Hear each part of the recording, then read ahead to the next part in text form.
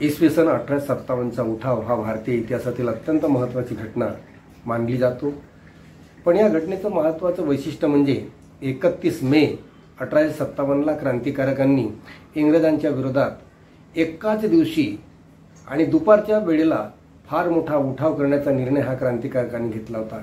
यामागचं कारण असं होतं की 31 मेला रविवार होता आणि नवतपाचा त्यावेळेला सीजन असतो आणि हे गोरे इंग्रज अधिकारी दुपारच्या उन्हामध्ये अजिबात निघू शकत नव्हते आणि सुट्टी असल्यामुळे ते सुट्टी आनंदात आपल्या कुटुंबासोबत घालवणार होते आणि म्हणून क्रांतिकारकांनी 31 मे 1857ला रविवार असल्यामुळे एकाच वेळेला उठाव करण्याचा निर्णय घेतला होता। परंतु मंगल पांडेंनी मेजर हडसनवर त्यांच्या 34व्या रेजिमेंटमधल्या अधिकाऱ्यावर गोळी झाडली आणि ते पकडल्या गेले।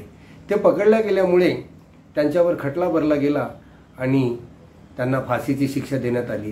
त्यामुळे इतर सैनिक बिथरलेत, आपल्या माणसाला फाशी झाली आणि त्यामुळे जे क्रांतिकारकांमध्ये जे सैनिक होते त्यांचा तोल गेला आणि त्यांनी 10 मे 1857ला मेरठ येथील सैनिकांनी उठाव केला।